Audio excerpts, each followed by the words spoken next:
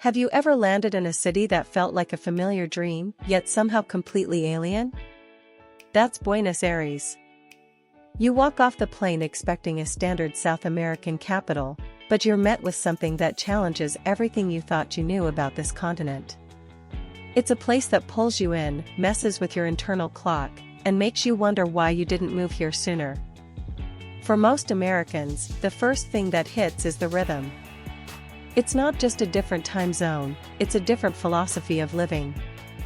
Let's talk about the dinner hour, because it is the most visceral example of this cultural shift. In the States, if you're sitting down to eat at 6 p.m., you're right on schedule. You've finished your workday, fought the traffic, and you're hungry. But in Buenos Aires? If you show up at 6 p.m., you're eating alone, or more likely, the restaurant isn't even open yet. The city doesn't even wake up to dinner until 9 p.m., and if you really want to experience the local scene, you're walking into a restaurant at 11 p.m. I remember my first week here, trying to find a place to eat at 7 p.m. The waiters looked at me like I was insane. I felt like I was crashing a party that hadn't even started yet. You walk down these streets during those early evening hours, and the restaurants are cavernous, empty, the lights are dimmed to a low glow, and the staff is still meticulously setting the tables or folding napkins.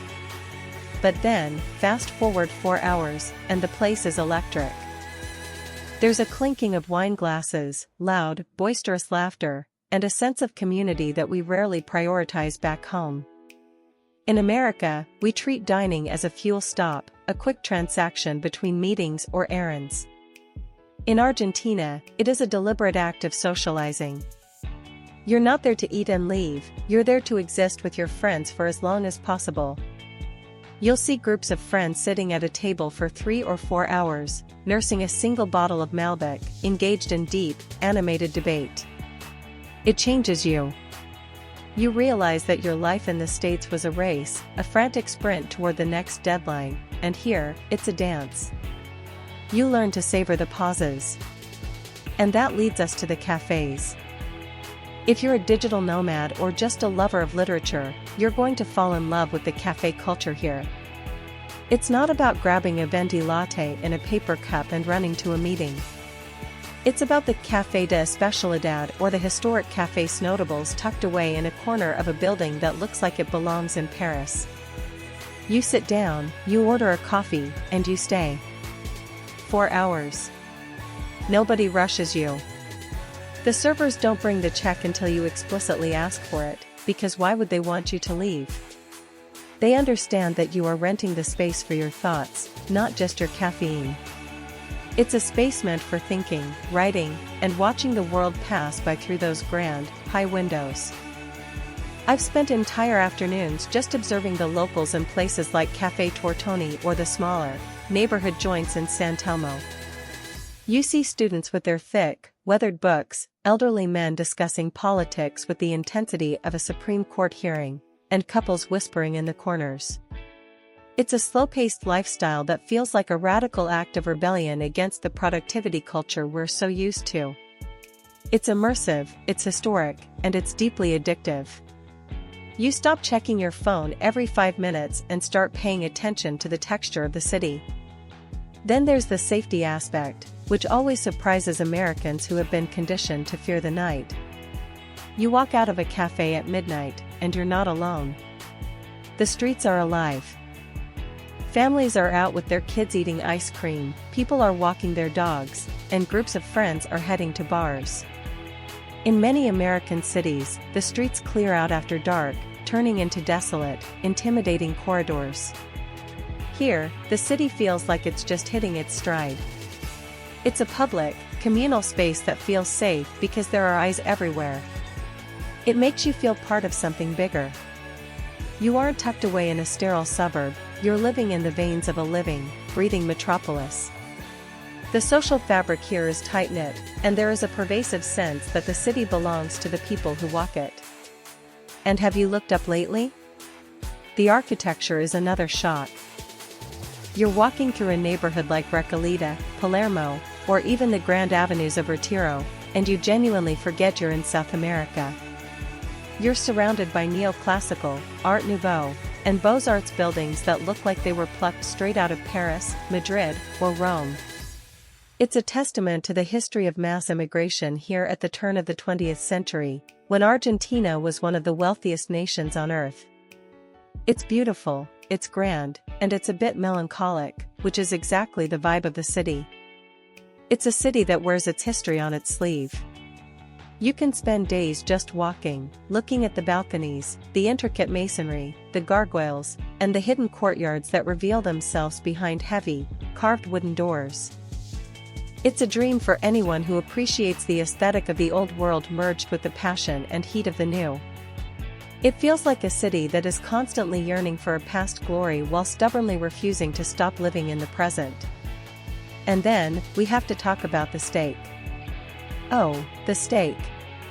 As an American, you're used to paying a premium for a high-quality cut of meat, usually in a steakhouse that feels like a boardroom. Here, it's not just cheap, it's a birthright. You walk into a traditional parrilla, and you're looking at a feast that would cost you triple or quadruple back in the States. The quality is unreal. It's grass-fed, it's perfectly seasoned with nothing but coarse sea salt, and it's cooked over an open fire, the parrilla, until it melts in your mouth.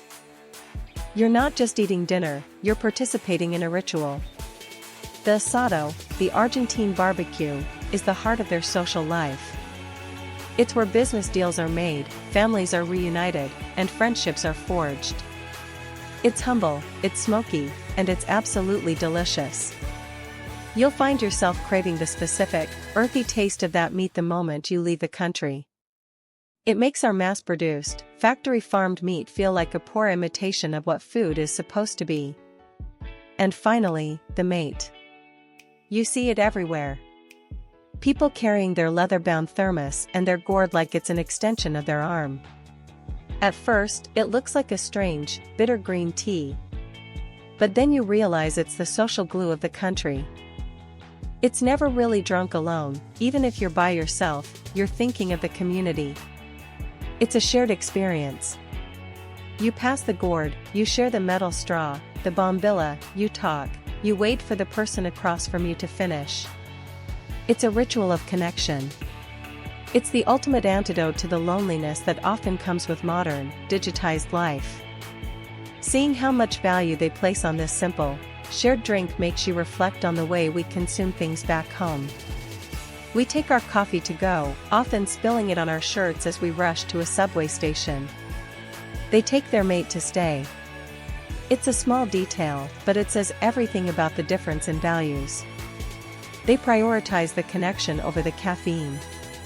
Buenos Aires isn't just a travel destination, it's a mirror.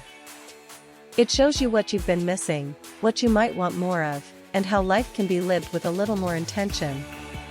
It's chaotic, yes. It's loud, sometimes. It's economically volatile, and the bureaucracy can be maddening. But it's also undeniably, beautifully alive.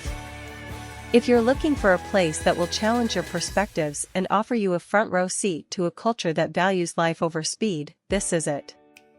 It's a city that stays with you long after the flight home. Every corner tells a story, every meal is a celebration, and every walk is an exploration of something hidden and profound. You realize that the shocks you felt on your first day, the late dinners, the constant talking, the lingering over coffee, were just the beginning of a deeper understanding. You're not just a tourist here, you're a witness to a lifestyle that is rich, complex, and incredibly inviting. You'll find yourself planning your return before you've even left. It's that kind of place. And that is why, despite the distance and the cultural shifts, so many of us find ourselves coming back to this corner of South America. It's not perfect, but it's real. And in a world that's becoming increasingly artificial, increasingly digital, and increasingly isolated, that's the greatest luxury you can find. There is an emotional weight to Buenos Aires. It is a city of tango, which is, at its core, a sad thought that is danced. That melancholy permeates the air, but it is always met with a fierce, vibrant joy. You see it in the way people embrace, the way they argue over politics in the street, and the way they cherish their long weekends in the Tigre Delta or the countryside. They understand that time is the only currency that matters, and they spend it generously. When you sit in a park in Palermo on a Sunday, watching the sunlight filter through the jacaranda trees, you see a culture that has mastered the art of doing nothing, and doing it with style. You see people picnicking, playing music, and simply existing in the company of others. It is a stark contrast to the performative busyness of American culture, where we often feel guilty if we aren't being productive. Here, productivity is secondary to the quality of your relationships and the depth of your conversations. So, next time you're thinking about your next adventure, don't just look for a beach or a monument to check off a list. Look for a place that will change the way you see the world. Look for Buenos Aires. It's waiting for you, with a warm glass of wine and a conversation that lasts until the sun comes up. It's a journey worth taking, a story worth living, and a culture worth experiencing firsthand. From the bustling streets of Microcentro to the quiet, hidden cafes of Almagro, there's always something new to discover. You'll find that the more time you spend here, the more you shed your old skin. You stop looking for the next thing and start appreciating the current thing. Keep exploring, keep questioning, and keep letting these places change you. Don't be afraid to get lost in the winding streets of San Telmo or to stay up until dawn listening to the city's heartbeat. The world is far bigger than our routines, and Buenos Aires is the perfect place to remind yourself of that. Subscribe for cinematic journeys through the most fascinating, soul-stirring places in South America, and join us as we continue to seek out the corners of the globe that still feel authentic, messy, and profoundly human.